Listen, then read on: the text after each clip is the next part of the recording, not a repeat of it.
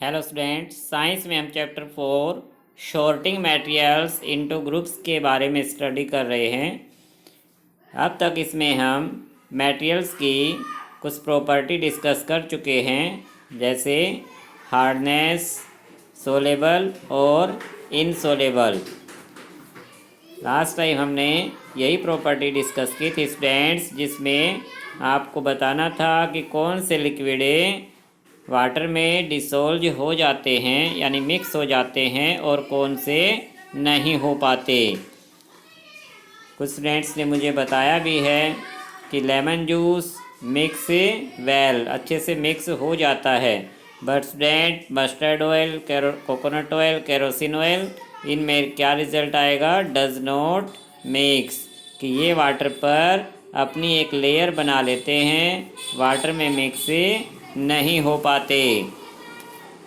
आगे students, objects में float और सिंक इन वाटर, कि आज हम मटेरियल्स की ये प्रॉपर्टी डिस्कस करेंगे कि कौन से मटेरियल वाटर पे फ्लोट करेंगे, कौन से सिंक हो जाएंगे।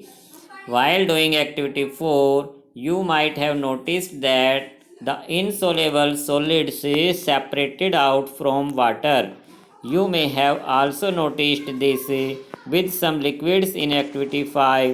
Some of these materials that did not mix with water floated to the surface of water. Others may have sunk to the bottom of the tumbler. Right? कि activity 4 में students हमने क्या notice किया कि जो insoluble solids हैं वो water से सेपरेट ही रहते हैं।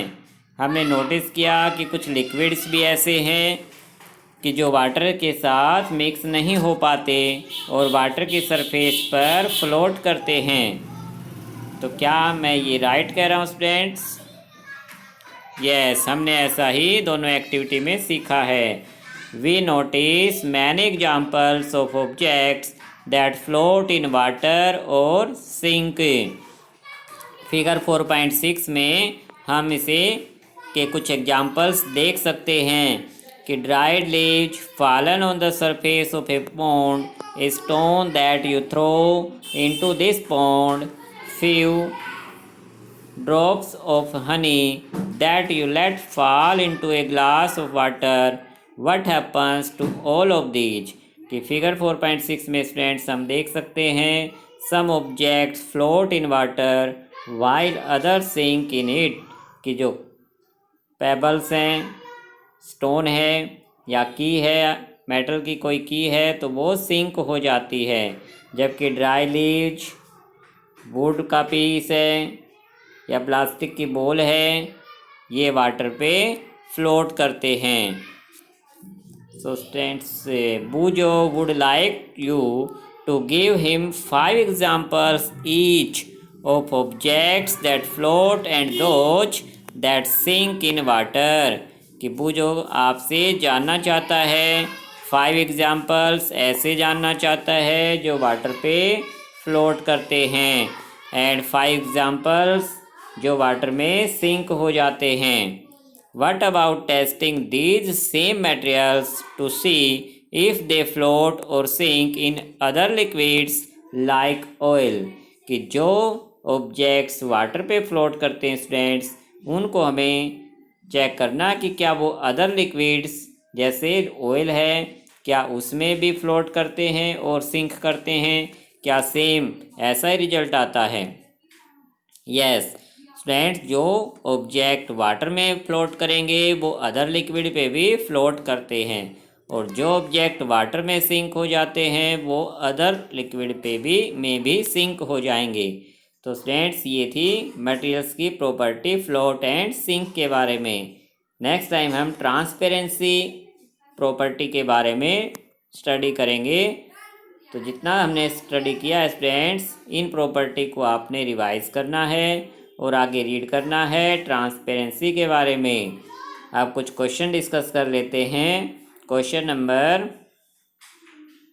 6, list all items known to you that float on water. आज ही हमने फ्लोट की प्रॉपर्टी डिस्कस की स्टूडेंट्स, हमें लिस्ट बनानी है उन सभी आइटम्स की 4, 5, 6, 7 जितने भी आइटम्स आपकी नॉलेज में हैं जो वाटर पे फ्लोट करते हैं, आप उन सब की लिस्ट बना सकते हैं।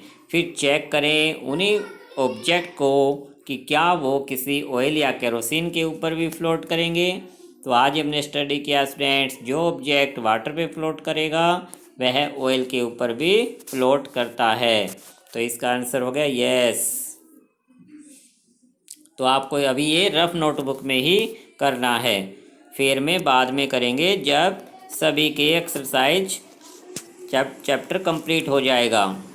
क्वेश्चन नंबर 7 आपको खुद करना है स्टूडेंट्स, मैं आपको इसको समझा देता हूँ। करना क्या है, फाइंड द ओड वन कि आउट फ्रॉम द फॉलोइंग, कि सभी पार्ट्स में कुछ ऑब्जेक्ट्स या मटेरियल्स के नाम दिए गए हैं, हमें उनमें से ओड वन का मतलब स्टूडेंट जो सबसे अलग है, जिसके अंदर सेम प्रॉपर्टी नहीं है। जैसे एक मैं बता देता हूँ आपको, chair, bed, table, baby, cupboard, इन सभी में एक ऐसी चीज़ है स्टूडेंट्स जिस पर सेम प्रॉपर्टी अप्लाई नहीं होती, और वो है स्टूडेंट्स बेबी, क्योंकि बेबी लिविंग है, बाकी सभी नॉन लिविंग हैं, या यूँ कह सकते हैं बाकी सभी वुड से बनने वाले ऑब्जेक्ट हैं। तो स्टूडेंट्स आपको ठीक इसी तरह से सभी पार्ट्स करने हैं, सभी पार्ट्स में बताना है कि इसमें ओड कौन सा है और उसका क्या रीज़न हो सकता है। सभी में ओड को फाइंड कर लेना है। Okay student, thank you.